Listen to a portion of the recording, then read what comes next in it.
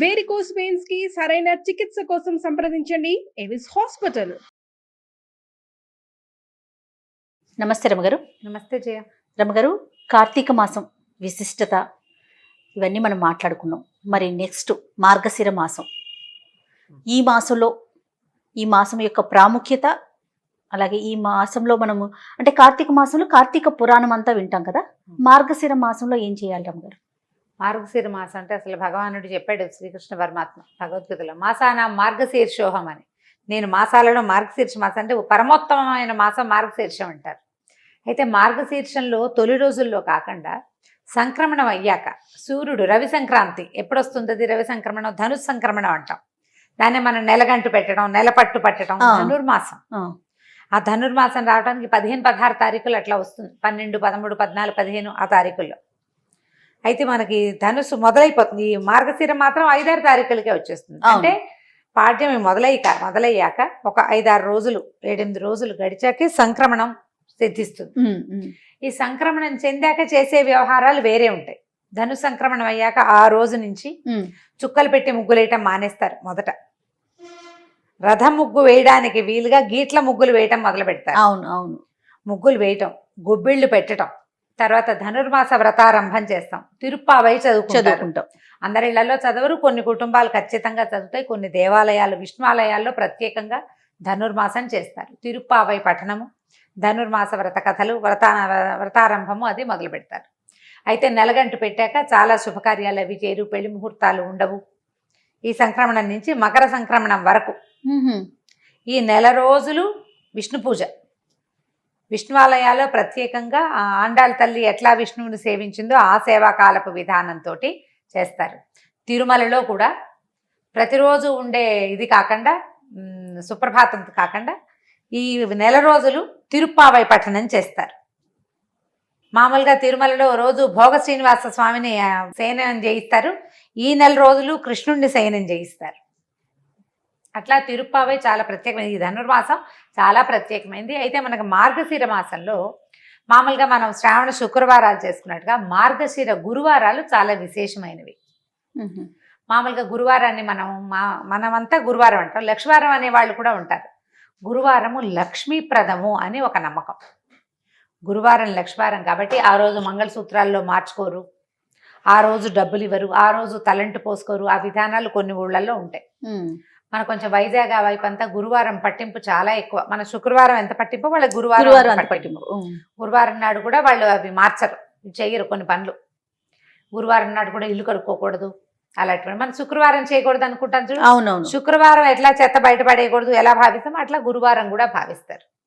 ఈ మార్గశిర గురువారాలు లక్ష్మీకి దేవికి చాలా ప్రీతికరమని, గురువారాల్లో లక్ష్మీదేవిని అర్చిస్తే విశేషమైన ఫలితం లభిస్తుందని చెప్తారు. మార్గశిర గురువార వ్రత కథ కూడా ఒకటి ఉంది. వ్రతంగా చేసే విధానం మార్గశిర గురువారాలు పట్టుకోవటం అంటే ఇక అటా చేస్తూ ఉంటారు. ఉద్యాపన చేసుకునేందుకు కూడా విధానం ఉంది దానికి. అయితే మనం ఆ వ్రతాలు అవి మనకు అలవాట్లేదు అనుకో, వ్రతం అలవాట్లేదు మనకి, ఆ వ్రత కథలు మనకు తెలీదు, విధానాలు అవి ఏమిటో చాలా టఫ్, అవన్నీ మన వల్ల కాదండి. పూజ చేసుకుందాం, లక్ష్మీ పూజ. పొట్టిగా లక్ష్మీదేవిని పూజించుకోవచ్చు కదా. గురువారం వ్రతాల్లో ఏంటంటే తలకి నూనె రాసుకోకూడదు, తల దూకోకూడదు, నూనె రాసుకుని తలంటి పోసుకోకూడదు. గురువారం నాడు ఒట్టిగా తలకి స్నానం చేయాలి. మనం బుధవారం నాడు నూనె రాసుకుని తలంటి పోసుకుంటాం. గురువారం నాడు ఒట్టి తల స్నానం, పసుపు రాసుకుని తల స్నానం చేయాలి విధి. తల పిడ పెట్టుకోవాలి, తల ఆరంగానే మూడేసుకోవాలి, కానీ తలకాయ దువ్వుకోకూడదు. ఆ రోజున తల అంటుకోకూడదు, నెత్తికి నూనె పెట్టకూడదు, తల దువ్వుకోకూడదు. ఈ 2 ప్రధాన విధులు. పూజ అయ్యేదాకా ఏమీ తినకూడదు. పొద్దున్నే పూజ చేసేసుకోవాలి తొందరగా. ఓకే, బాగుంటుంది. కథ కూడా చాలా విశేషంగా ఉంటుంది.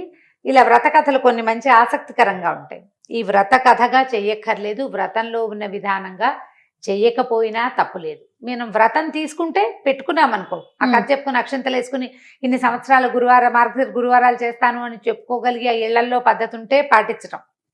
ఇంట్లో పద్ధతి లేని వాళ్ళు కొత్తగా మొదలు పెట్టద్దు. వ్రతం వద్దు, పూజే చేసుకుందాం మనం. లక్ష్మీదేవికి ఏమి ఇష్టం, ఆమెను పూజించాకే భోజనం చేయాలి. ఎవరికైనా ఏదైనా దానం ఇవ్వాలి. లక్ష్మీ పూజ ముఖ్యము. ఇది చేయటం ఈ 5 వారాలు 4 వారాలు వస్తే మొదటి వారము ఒక రకం, రెండో వారం ఒక రకం, అట్లా నైవేద్యాలు కూడా విశేషంగానే ఉంటాయి. నైవేద్యము చిత్రంగానే ఉంటాయి కథ ప్రకారం. మనం అవేం పెట్టం. లక్ష్మీదేవికి పాయసం ఇష్టం. పాయసంలో ఇంత శనగపప్పు వేసి వండండి. పరమాన్నం వండుకోవటం గురువారం పరమాన్నం వండుకుని నైవేద్యం పెట్టుకోండి. మామూలు లక్ష్మీ పూజ చేసుకుంటామా మనం ఎలా చేస్తాము? శ్రీ సూక్త విధానంతో చేసే అలవాటు కొంతమంది ఇంట్లో ఉంటుంది. శ్రీ సూక్తం రాదు మనకి. చిన్న పుస్తకాలు లక్ష్మీదేవి నిత్య పూజా విధానము అని దొరుకుతుంది మనకి. లేదా శుక్రవారం నిత్య గౌరీ పూజ, శుక్రవారం లక్ష్మీ పూజ అని కలిపి 5 రూపాయల పుస్తకం జయంతి ఉంటుంది. సన్నది ఒక 18-10 పేజీలు ఉంటాయి. ఓ పుస్తకం ఈసారి కొనుక్కు తెచ్చుకోండి. చిన్న చిన్న శ్లోకాలు, టఫ్గా ఉండవు. ఒకదాని తర్వాత ఏం చెయ్యాలో చెప్తాయి. ఆ పూజా విధానం ప్రకారం పూజ చేసుకోండి. కూర్చుని ఇల్లు శుభ్రంగా చేసుకోండి. పొద్దున్నే ఇల్లు ఉడిచి తడిబట్టి పెట్టేసుకోవటం, బాకెట్లో ముగ్గేసుకోవటం, పెందరాళ్ళే చెక్కమని ఒంటి మీద నెట్టి మీద నీళ్ళు పోసుకోవటం, పూజ చేసుకోవటం. బ్రేక్ఫాస్ట్ ఎత్తేసి లంచ్ చేయండి పోనీ, లేదా బ్రంచ్ లాగా చేసుకోండి. వంట చేసుకుని అక్కడ పెట్టుకుని పూజ చేసుకుని తర్వాత భోజనం చేయండి. ఈ ఒక్క నియమం పాటించండి చాలు. తినకుండా పూజించుకోవాలి. ఈ ఒక్క రోజు ఓపిక లేదు మీకు, ఊరుకోండి. దండం పెట్టి లక్ష్మీ అష్టోత్తరం చదువుకోండి. వాళ్ళ మార్గశిర గురువారం చాలా మంచి రోజు అయితే సరిపోతుంది. సాయంకాల పూజ లేదు, ఇది పగటి పూజ పొద్దున్నే. సాయంత్రం లక్ష్మీ పూజ మనం ఎప్పుడు చేస్తాము? దీపావళి అప్పుడు చేసుకుంటాం. అవును. ఈ గురువారం లక్ష్మీ పూజ మాత్రం పొద్దున్నే చేసుకోవాలి. ఉదయకాలమే పూజ చేసుకోవటం, ఓ నమస్కారం చేసుకోవటం, పాయసం నివేదన చేసుకోవటం, కానిచ్చుకోవటం. ఇక తర్వాత ఇంకా వ్యవహారం ఏం లేదు. దీనికి ఏకభుక్తము భూషయనము లాంటి నియమాలు ఏం లేవు. పూజ మాత్రం ఇంపార్టెంట్. ఓకే. వ్రత కథ ఏమైనా చెప్తారా? చెప్తాం కదా. పూర్వం ఒక బ్రాహ్మణ కుటుంబం ఉండేది. సుశీల అని ఒక పిల్ల ఉంది వాళ్ళకి. అయితే సుశీల కాస్త 4-5 ఏళ్ళు వచ్చాక తల్లి మరణించిందట. తండ్రి ద్వితీయ వివాహం చేసుకున్నాడు. పెద్దగా అంత ఆపేక్షగా చూసేది కాదు ఆవిడ. పర్వాలా ఏదో ఒక మాదిరిగా చూసేది. ఆవిడకి వరుసగా పిల్లలు పుట్టారు. పిల్లల్ని ఎత్తుకుని ఆడించడానికి ఈ చిన్న పిల్లకి సుశీలకు అప్పచెప్పేది.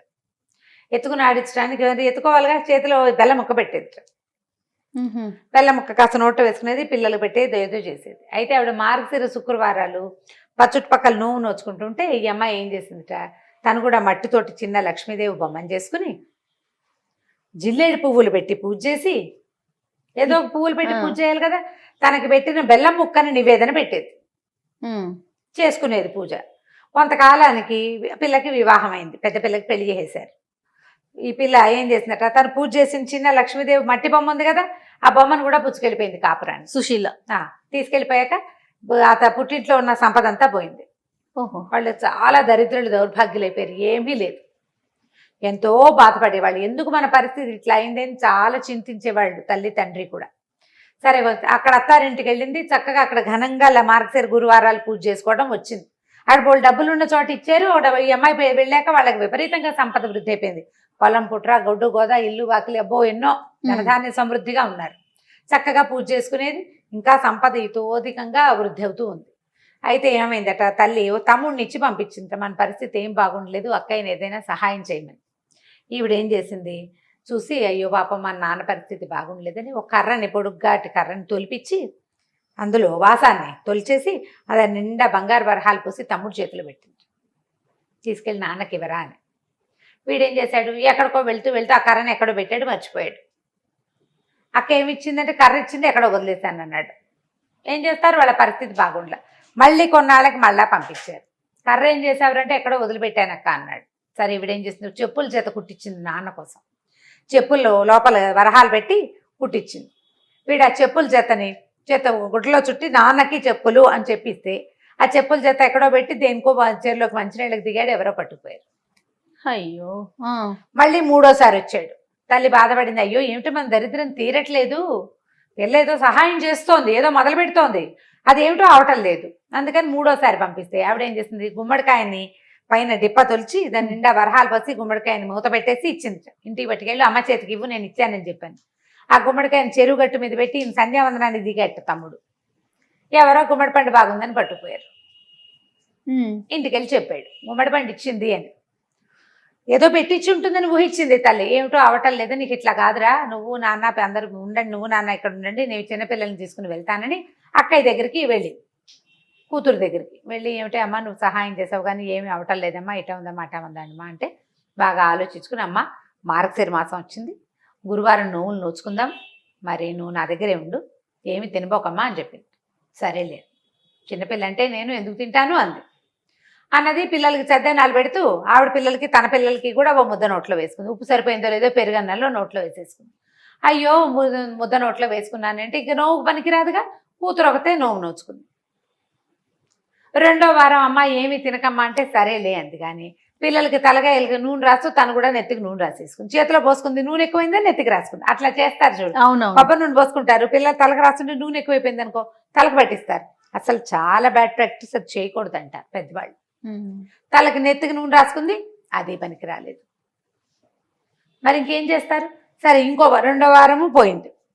మూడో వారం కూడా ఏం చేసింది ఈవిడ, పిల్లలకి ఏవో అవి ఇవి పెడుతుంటే మరమరాలు కింద పడింది, తీసి ఎత్తి నోట్లో వేసుకుంది.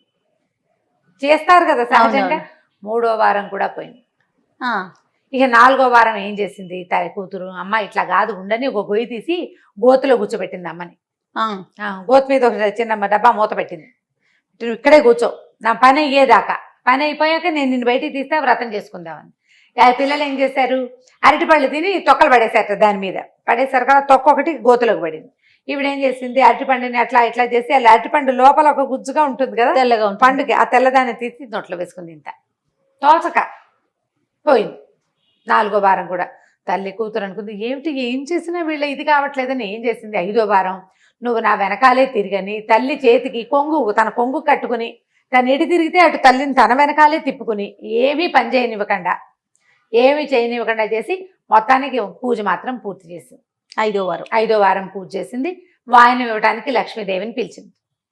అదే అమ్మవారు వచ్చి కూర్చుంటుంది వాళ్ళ ఇంట్లో, ప్రతిమ ఉంది కదా, మట్టి ప్రతిమ.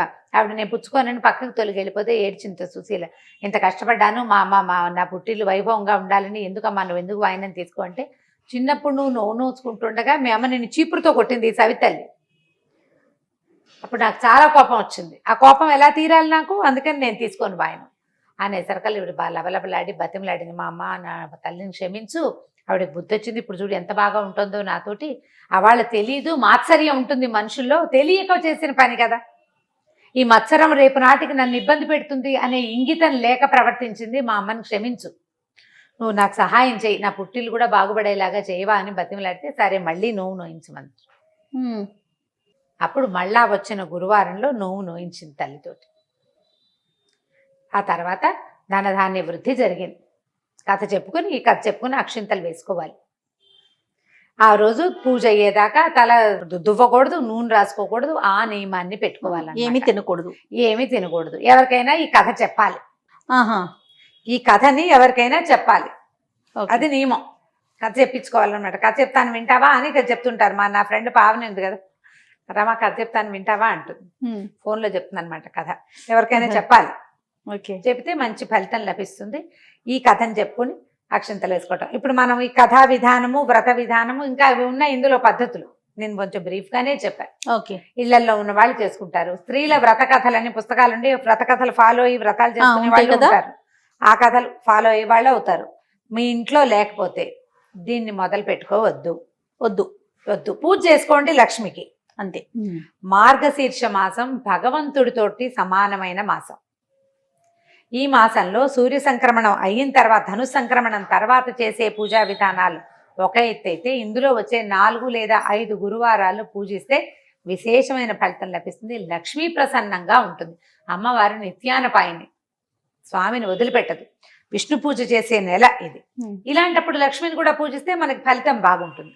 కాబట్టి ఈ 4 వారాలు 5 వారాలు, ఈసారి ఎన్ని గురువారాలు వచ్చినాయో అన్ని గురువారాలు నియమంగా లక్ష్మీ పూజ చేసుకోండి. లక్ష్మీప్రదమైన పువ్వులు కానీ, పళ్ళు కానీ, తర్వాత పసుపు కుంకుమలు ఎవరికైనా ఇవ్వండి, మంచి ఫలితం లభిస్తుంది తప్పకుండా. నమస్తే.